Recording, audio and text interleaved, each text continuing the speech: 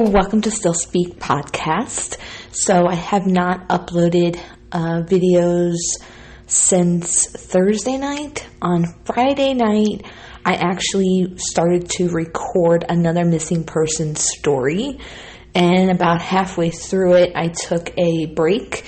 And when I came back, the person was actually found safe. And given the circumstance, it was a miracle. So at that point, I decided to just take the night off and go to bed early. And yesterday I was out with my family and got back, about 9 o'clock. And by the time I settled the kids, I had no time to get any updates for the day or to collect any of my thoughts to come to you with a video. So I hope you all had a good weekend. I am back. I'm hoping to record an update on Heidi's story here. And Noah Claire and Amber Claire, who are missing. I did a video about them the other day. And an update on missing Melissa Trumpy, who I also did a video about, about a week ago or so. I was going to shoot for doing a Murdaugh update, but that's probably going to be tomorrow because Noah and Amber's story is really urgent. And yeah, I just decided to wait on Murdaugh until tomorrow because that's an ongoing saga. It's not going anywhere. And I still have a list of missing people's stories that I want to bring to you, but they each take so much time. So I'm working on that, so hopefully I can get to that soon. And real briefly, I think I'm at like 420 something subscribers at this point. I want to say welcome and thank you. It's only been about 2.5 months since I started this, and the channel does not even come up on YouTube search yet. So the fact that I have 400 and something is actually more than I even expected. And I really appreciate it because when you start something like this, you're dealing with the public. Not everybody's going to like you or your content. And, you're putting yourself out there and you just don't know what's going to happen.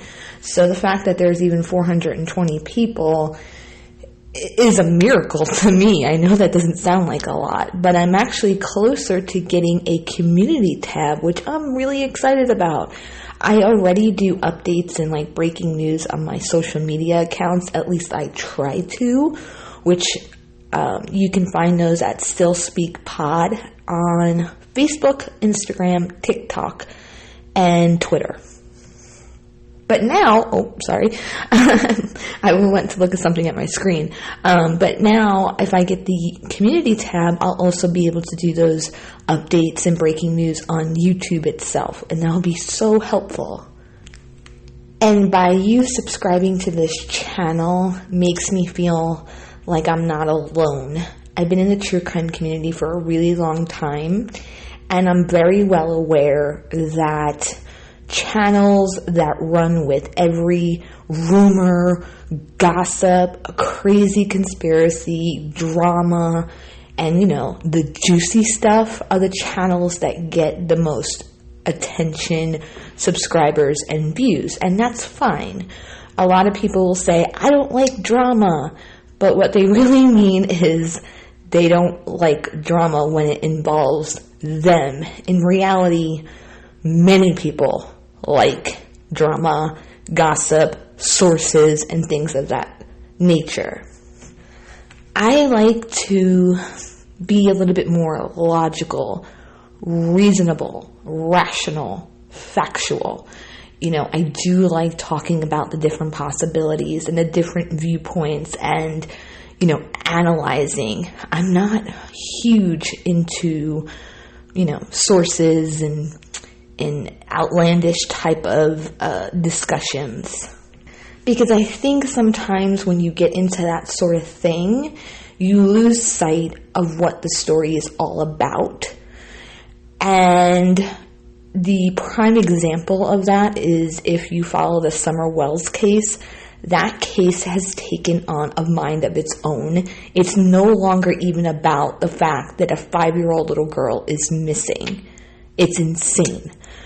With the Gabby Petito and Brian Laundrie case, that too went berserk, okay, with the amount of just nonsense that was going around and the trying to, jump over all these hurdles of arguments of people like, no, this is true, when really it's not, or it's not factual, or it's not reasonable thinking, or it's really out there. And the story became less about Gabby and what happened to Gabby, and it became more about Brian Laundrie's parents, really, in reality, because then he was missing, or quote unquote missing. He took off. He didn't actually go missing, right? And so the focus went heavily onto his parents, and then it became like this real life soap opera, and everybody tuned in every day, right? Just to see, like, did the parents mow their lawn? Did they leave their home and go to Walmart? And hey, if that's your thing, by all means, right? We all have our interests, our likes. If you enjoy that, wonderful. Am I going to sit here up on my high horse and pretend like I don't like that sometimes? No, of course I do. There are times in my daily life that I need a mental break, right? And what's better than to go into things that really don't matter? This is why people used to tune into Jerry Springer or the Maury Show, right? They became so popular because it was mindless and drama-filled. And sometimes when you just need a break from your every day in, day out, laundry, cooking, chores, work, yeah, sometimes you just want something that's just mindless. So no, I'm not going to sit here and pretend like I'm some, high and mighty, better than all of you. No, not at all. But point being here is that here on this channel, I really want to try to be as logical and reasonable as possible. We can discuss rumors and say, okay, is this even possible? Is this believable? Does this match facts? We can talk like that, but I'm never going to automatically entertain or discuss a rumor, a source, a witness, gossip as fact. That just won't happen. But you will see that elsewhere. And again, if that's your thing, there are a lot of channels for that. So for those of you that have listened to my videos and enjoyed it enough to subscribe, thank you. Sincerely, thank you, because you make me feel like I'm not alone. Now, if you remember, I think it was my third video, I disclosed to you that with Heidi Planck's case, that I went into the public records of the custody battle, and I had purchased some of the documents. And I did this because I saw everybody talking about, back in February of this year, Jim Wayne, her ex-husband, was accusing her of going on exotic trips and buying Porsches and et cetera, et cetera. I went over this in my video.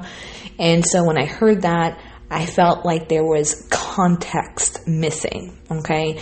And you can just share that part of the documents and come up with all kinds of different theories or assumptions. So I wanted the full context. What really happened here? And when I went looking at them, I came across documents from August where her actual income is discussed and her bills, and we talked about it.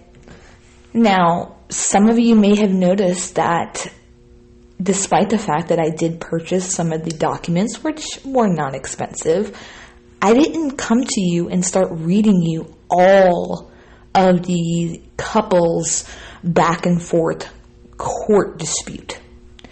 And I don't know if any of you realized why I did that, or even if you picked up on that at all. And I'm saying this because I know that there are other creators out there, which again, I'm not attacking them.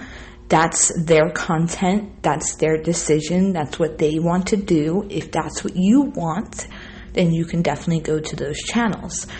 But I'm seeing several creators, basically reading you public records that you can get a hold of yourself and pay a very small fee, and blasting it on the internet. The reason I chose not to do that is because, again, in these cases, we sometimes forget that these are real life people. And Heidi has an 11-year-old son. And he's at an age where he can use YouTube. He can probably Google his name, okay? His father's name, his mother's name, if he wants to get updates on what's being said about his mother in the public viewers, right? In the public domain. So, as a mother myself, I had to think about this, and I said, I'm not going to sit up here and read off every single document over the last 9 years that these two have been going back and forth because of their son. While eventually in his life he will learn about these things and will be able to access these things himself, I do not feel that it is fair to him to put his parents arguing over him out in the public eye. I just don't. I really, really don't. It's bad enough his mother's missing. She's,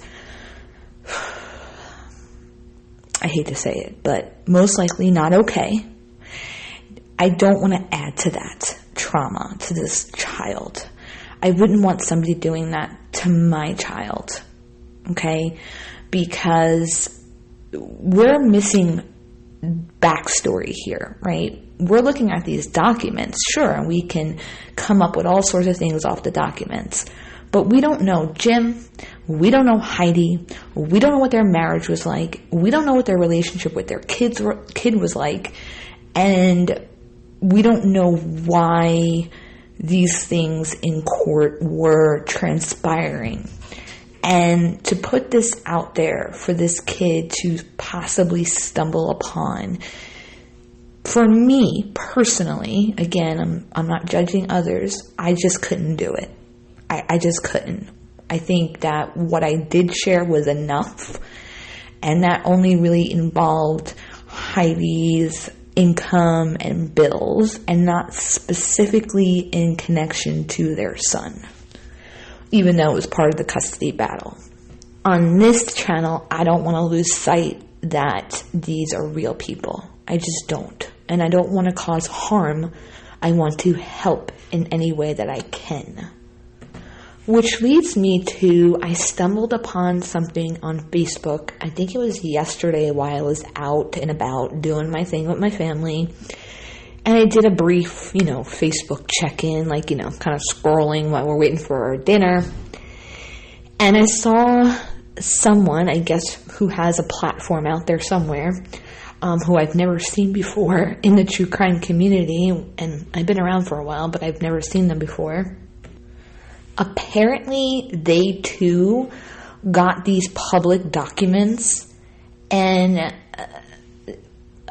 it seemed, from what I can see, that they watermarked it, which I was really confused by, because I'm like, wait, this is like public information. This isn't like, sometimes the media will get their hands on something we, the public, cannot get, because they're the media and they have access to certain things. This is anybody can get their hands on it. You just got to pay this small fee, and it's really not expensive at all. I mean, if you're getting a lot of pages, it gets a little pricey, but it's really not expensive, okay? But not only that, I'm trying to be kind here, because I really don't want to attack other people, and this is why I'm not even saying the person's name, but I just don't understand watermarking someone's goodness, I don't know how to say it, okay? Basically, what I'm trying to get at here is watermarking somebody's custody battle. That's not your story. It's their story. So I'm not really understanding the watermarking. It's just a little odd to me. And again, I think it plays into sometimes these cases, it's forgotten that these are actual people and not characters in a television show. To each their own. That's like one of my favorite sayings. To each their own. I don't understand it. It's their decision. All power to them. I was just really highly confused by it. But it was one of those things that I saw it in passing, and then I was like, this is weird, and then I couldn't stop thinking about it, so I just wanted to briefly mention it. And then I saw on another YouTube channel earlier today that apparently Jim Wayne, the ex-husband, his son, at one point, and it wasn't for that long, worked for SEC, which is what was investigating Jason Galanis and Jason Sugarman. And Sugarman's the one that's connected to Heidi Planck because she works for Camden Capital Partners. And my voice just went out, excuse me. And so this particular person, and I understand where they were going with this, and I'm definitely not going to say that it was a bad theory, but this person was saying like, oh, maybe because of this custody battle, Jim really wanted to get rid of Heidi and had his son instigate the investigation into Heidi's company so that, if they are found guilty, that was an easy way of getting custody from her. I briefly looked at his thing on LinkedIn, and it appears that he was an accountant at the Washington, D.C. branch, which is the main headquarters for SEC. And from what I'm understanding, reading it, and I could be wrong, but this is my impression from it, was that he was an accountant for SEC. And in that circumstance, an accountant can't just walk into, the head honcho's office and be like, hey, could you investigate this company? Doesn't really necessarily work that way. They're kind of going to be like, hey, Mr. Accountant man, go back to your department. At least that's what I would imagine, personally. So I get that it's one of those coincidences that you think it has to be connected, but at the same time, I think it really just is a coincidence. And Sugarman's brother was being investigated by SEC even before Heidi was working for Jason Sugarman. So I really don't think it's connected. I really don't. I think it's just one of those weird coincidence type things. It happens, and that's that. And it appears that he stopped working there in June of this year. And the investigation led to Galanis being criminally charged. They decided to not criminally charge Sugarman, and then they were trying to go after him basically to kind of recoup the money. So even if it was the case that the son had something to do with this investigation, it wouldn't necessarily lead to her losing custody of her son if it was just going to be a civil type of suit where money would be reimbursed, to whoever it was that he took this money from, which had to do with the tribals and stuff. And, she might not have been involved. Now, I find it hard to believe that she didn't know, right? Because she had to, at minimum, know that they were under investigation and what happened to Galanis, and she still continued to work there, which, hey, she's missing and all, but I'm not going to be afraid to say that probably wasn't the best choice. Once you knew how, deep in these people were, that you would continue to work there. But she could have had her reasons. I don't know why she would. So I definitely lean towards she had to, at minimum, know something because of the investigation. And I lean more towards that she knew more than something. I'm not totally sold that she was completely 100% involved in it all. But as the financial controller, I find it hard to believe that she didn't know more than something, if that makes sense. And, sometimes when you're following these cases, right, and information's unfolding, and you get to a certain point in it, especially when you're like a month in, you start to forget what happened at the beginning. There's like little tiny things that you forget about because you get like information overload. And during Brian and Gabby's story, when I was doing videos, I got to a point one day where I was like, all right, if he left on the 13th, when did the media really catch wind of this story? And I spent hours one day, because I went down the rabbit hole, trying to find some of the first articles about the story, because she was reported missing on the 11th. They took her van on the 12th. He allegedly took off on the 13th. And so I was like, was the media even there when he disappeared? And so I went through this whole thing, and I went looking, and I found that on the 13th, local reporters were reporting on it, but people were not outside the home just yet. It wasn't until the 14th and 15th when reporters basically started camping outside his house. So similar to that, I started thinking about this whole Jason Sugarman connection thing. And some people are like saying, that Jim Wayne, the ex-husband, is the reason why everybody believes that her disappearance involves something to do with Sugarman. Because Jim was the one who said that he suspected foul play, and that he got a call from SEC on the 21st, and how he had talked to Sugarman, and he appeared to be worried about the laptop. So I got curious, and I'm thinking back to that period of time when I first saw the story, and I was like, all right, what day did the media start reporting on this story, and who really introduced this idea that she's missing because of her connection to this company? Was it Jim, or was it something else? So I did another one of my go all the way back, 10 pages deep on Google, trying to find the old articles. So she was reported missing on the 20th. And then on the 29th is when they went into her home with their guns drawn. Now, the media is saying that's a raid. I don't really know if you can classify it as a raid. It didn't look like other raids I've seen, but I guess we'll just call it that for the heck of it. And when I searched, one of the first articles I found about her was the 28th. So it was the day before that happened. On the 29th, when they did this raid, is when it picked up dramatically. Okay, because at that point it's like missing woman, and oh my God, they're going in her home with guns drawn. What's going on? Oh my God.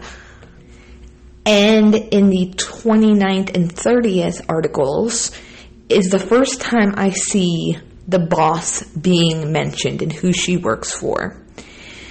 And it's not attached to Jim Wayne's name. They're saying it because of the raid. They're like, oh, this missing woman, Heidi Planck, robbery and homicide division, and federal agents entered her home with guns drawn. She works for a company that's under investigation with SEC.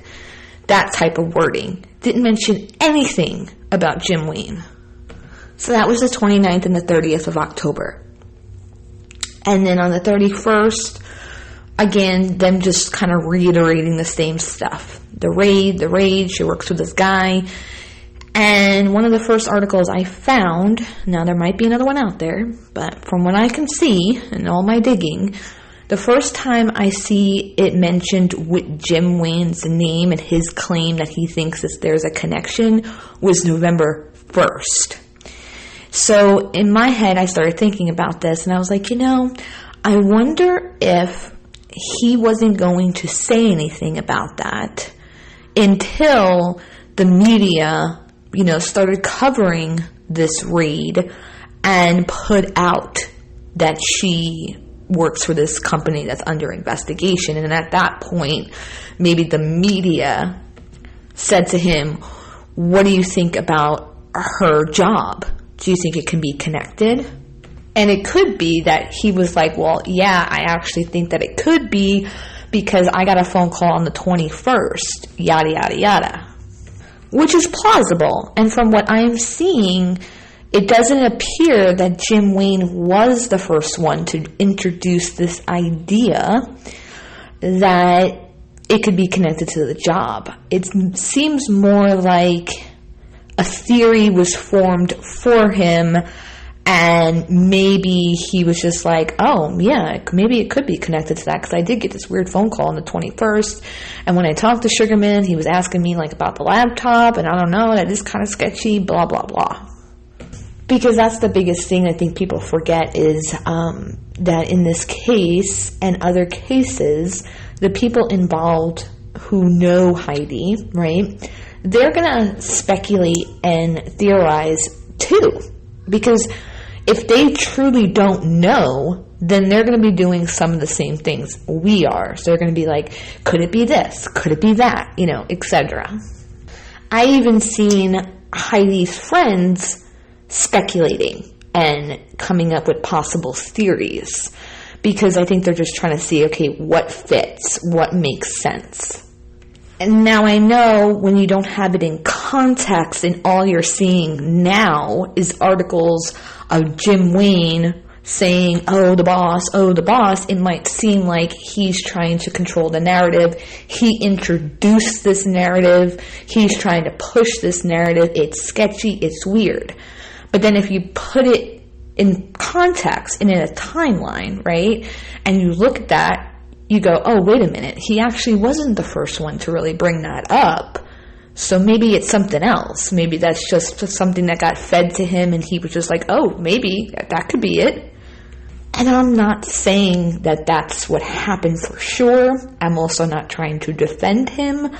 But you can do the same search that I did and see for yourself that the original articles where it mentions the boss and her business being under investigation doesn't have Jim Wayne in the article at all. No quotes from him, no nothing. It had to do with the raid. That being said, there's a small possibility that he did introduce that idea to the media, and maybe they didn't report it as coming from Jim until a couple of days later. Who knows? I think it's really important when you're following these cases, pause at some point and just go back. Because again, when information's unfolding and it's just like, you know, you start to lose track. You start to lose track of little pieces of information that may be important. And then you start to lose the context of it all. So when you go back, it gives you a clearer image of what unfolded. And I've actually decided now that I did this with Gabby and Brian's case and this case where I went all the way back to see, what I'm going to start doing is the cases that I'm covering a lot, and I don't know why my voice keeps doing that, but anyways, I'm going to start saving those initial articles to easily reference back rather than having to go dig it all up again, because it's not easy to do. There was one news outlet that recently put out a clickbait type of title. And it basically said that, you know, I don't remember the exact title, but it was implying that Jim Wayne recently had told the media that, you know, Heidi had drug use years ago and had a psychotic breakdown and she trashed her son's bedroom, etc. But then when you actually opened the article, what they were getting that from were from court documents involving the custody battle going way back. And so initially, you know, when people saw the title, which is what people often do, is they just go off a title instead of opening the article. They're like, oh my God, I can't believe he's trashing her in the media, blah, blah, when that's not what happened. okay? These were allegations he made against her in court documents years ago. And apparently, it seems, is true. Which brings me to, yes, context and backstory is always important, absolutely.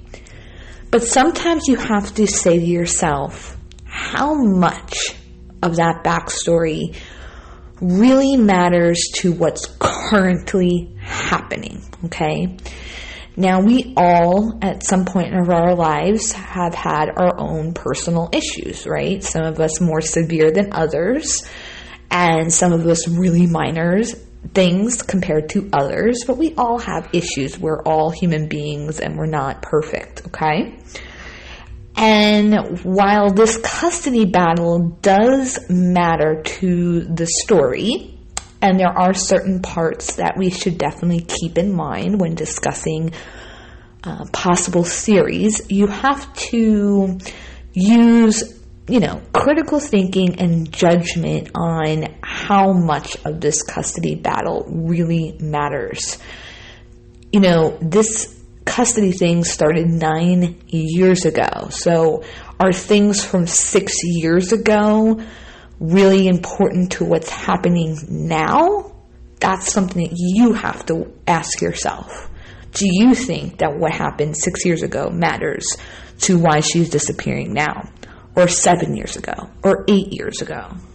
Or even 9 months ago? Okay, in February, when he made those, allegations about her going on, exotic vacations and making all this money, etc., etc. Or, you have to say, okay, maybe she really did have this psychotic breakdown, and there was a period of time that she had only supervised visits. Maybe she was going through a rough patch. Does that mean that she's going through another rough patch? Possibly. Or was that back then and it's totally unrelated to what's happening now? And I apologize for my voice tonight. I don't know what the hell's going on. Very odd. But, so yeah, does it make her look unstable to discuss those things? Abso-freaking-lutely. Yeah, obviously very much so.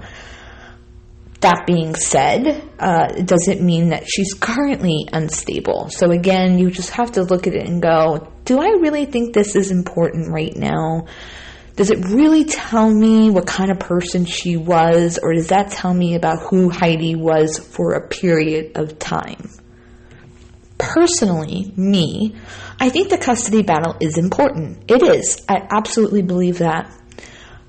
At the same time, I think that, there's custody battles every single day. I have friends that are in some pretty severe custody battles for years.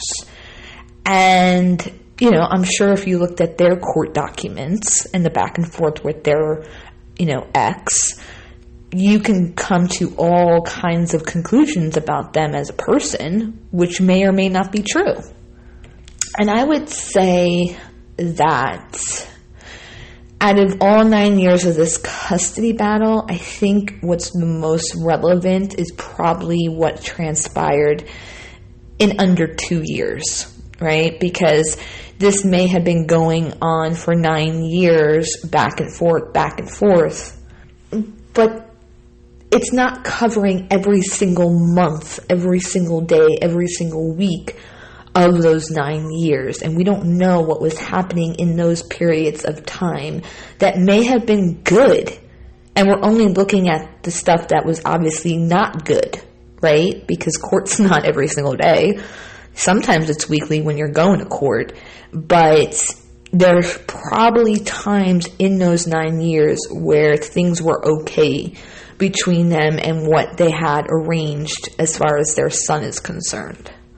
And if something was going to happen to Heidi involving this custody battle, you have to say to yourself, or ask yourself, why didn't it happen sooner? Why now? If it's been going on for 9 years, why didn't it happen 9 years ago? Why didn't it happen 8 years ago? Why didn't it happen 7 years ago when things were really, really bad and she had this breakdown and bizarre behavior and drug use and lost custody for a short period of time, etc.? Why didn't something happen to her then? But you have to weigh it for yourself. That's just me personally. I'm going to take into consideration what has happened in the last 2 years. I'm not going to go back further than that. I'm just not. Now, if she had prior drug use, is it possible that she's using drugs again? Yeah, of course, right? Absolutely, that's a possibility. There's absolutely no proof of that at this point, but it is a possibility, right? So she could have gotten herself mixed up with somebody, and that could explain why she was anxious at the game, if that's even true. Could be why she was downtown. There is a lot of crime downtown, so I assume you could probably meet up with a possible drug dealer, but then you go to this dog, being found in this building. Not that drug dealers can't live in this building. Of course they can. So you have to think about all those factors, though. So is it possible? Yeah, of course. So that aspect of the past is something that we can say, okay, that's a possibility, right? That's something we need to consider here. I would think that the friends, at least the ones that have been going out and looking for her a lot, would have noticed a difference in her, possibly. Sometimes you don't see the signs, but sometimes when you're really close with somebody, it may not be obvious to other people, but to the people closest to you, who know how you are, your behaviors, your mannerisms, etc., it's extremely noticeable to you. And I speak from experience because I do have a family member who has addiction issues, and I can tell right away, right away. All I have to do is look at them, and it's so freaking obvious. But to an outsider, somebody who doesn't really know her, very closely like I do, they might not notice or see a difference. They might just think that's how they normally are. So the friends, if that's true, the friends may or may not know, but the thing is that their friend's missing. So are they going to go out there and be like, oh, we've been suspecting that she's been doing drugs? Probably not. I mean, no true friends are actually going to go out and say that anyways. It'd be pretty effed up if they did. Going down my notes of some of the things that I wanted to talk about, I mentioned that, I don't believe, because some people were saying, oh, maybe she was selling real estate in the building because she used to work for a realtor who was connected to that building and was, selling out some of the apartments or renting out the apartments. But given that she had her dog with her and she was wearing jeans and flip-flops and she didn't have her purse, I really, really doubt she was selling these, swanky apartments with her dog. I just don't think that's true. And, some people think that it's possible that she took off on her own. And that's not off the table yet. But she seemed the type of person to take her dog everywhere. I mean, she took the dog to her son's game. She took the dog with her to downtown. I mean, I have a dog. The dog goes nowhere. He stays home. He's gone on vacation with us, but I'm not one like, hey, dog, jump in the car. But some people are like that. And so she seemed pretty attached to this dog. And so I was thinking about the dog, and I was like, I think that if she would have taken off, she would have taken the dog with her. So she at least had someone, a companion, someone to talk to. Can't talk back, but you know what I'm saying. And if she wasn't going to take the dog, I think, and this is just my thought, that she probably would have just left the dog at home so that her son can find the dog and have the dog while she's off doing whatever it is that she's doing. Because I'm sure the son loved this dog as much as she did, right? But that's just my take on the dog. I just don't think she would have just been like, oh, I'm going to leave my dog on the 28th floor of this random building and take off. It's just such a odd place. 28th floor of this swanky building in downtown LA. It's bizarre. Which brings me to that video of her walking in downtown LA in what they call the alley of the Hope+Flower. And I say it like that because I said in my last video, when I think of an alley, I think of like a New York City alley, which if you've been to New York City, you know what I'm talking about. They're like skinny and dark and scary. This doesn't look like that at all, but it was referred to as an alley. And some people were like, it looks like a wig, you know, maybe she was disguising herself. Well, when you put the video of her leaving her home to go to her son's game and you put it next to the one at Hope+Flower, there's an obvious lighting difference, okay? So her hair doesn't look as light as it does when she was leaving her home. You can tell that she's, you know, walking later in the day where the sun is starting to kind of calm down a little bit, so the lighting's a little off. But when you slow the video down, you very clearly see it is not a wig. It is her hair. And what you actually notice is that her hair appears darker because of the lighting issue, but so does the dog. So unless she dyed the dog too, it's not a wig. And someone on here commented, I'm sorry, I forget your screen name on YouTube. You know who you are, though. You mentioned the alleged text to the boyfriend saying that she was scared a couple of days prior to her missing.